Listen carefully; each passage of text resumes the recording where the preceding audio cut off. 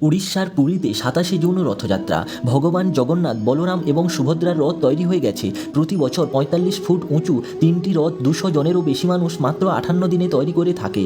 এই রথ ৫ প্রকারের বিশেষ কাঠের দ্বারা হাতেই তৈরি করা হয়। কাঠ মাপার জন্য কোনো স্কেলের সাহায্য নেওয়া হয় না, বরং একটি লম্বা কাঠের টুকরোর সাহায্যে ৪৫ ফুট লম্বা ২০০ টনেরও বেশি ওজনের রথ তৈরি করা হয়ে থাকে। প্রতি বছর নতুন রথ তৈরি করা হয় এবং রথ বানানো শুরু হয়ে যায় অক্ষয় তৃতীয়া থেকে, এবং রথযাত্রা ২ দিন আগেই রথ তৈরি করা হয়। যাত্রা শেষ হয়ে যাওয়ার পর রথকে ভেঙে ফেলা হয়। পৌরাণিক কথা অনুসারে একবার রাধারানী কুরুক্ষেত্রে শ্রীকৃষ্ণের সঙ্গে দেখা করতে যান এবং তিনি ওখানে শ্রীকৃষ্ণকে বৃন্দাবন আসার আমন্ত্রণ জানান। রাধারানীর আমন্ত্রণ স্বীকার করে একদিন শ্রীকৃষ্ণ তার ভাই বলরাম এবং বোন সুভদ্রার সঙ্গে বৃন্দাবন যখন পৌঁছায়, তখন রাধারানী, গোপীরা এবং বৃন্দাবনবাসী এতটাই খুশি হন যে তিনি ৩ জনকে রথেতে বিরাজমান করেন এবং ঘোড়াকে সরিয়ে ওই রথকে নিজেই তার হাতের সাহায্যে টেনে পুরো নগরের ভ্রমণ করান। তাছাড়া বৃন্দাবনবাসী জগতের নাথ অর্থাৎ জগন্নাথ বলে জয় জয়কার করেছিলেন। তবে থেকে এই পরম্পরা বৃন্দাবন ছাড়া জগন্নাথ ধামেও প্রারম্ভ হয়ে যায়। বন্ধুরা, এর আগে কি এর পেছনের রহস্য জানতেন? কমেন্ট সেকশনে অবশ্যই জানাতে ভুলবেন না। ধন্যবাদ।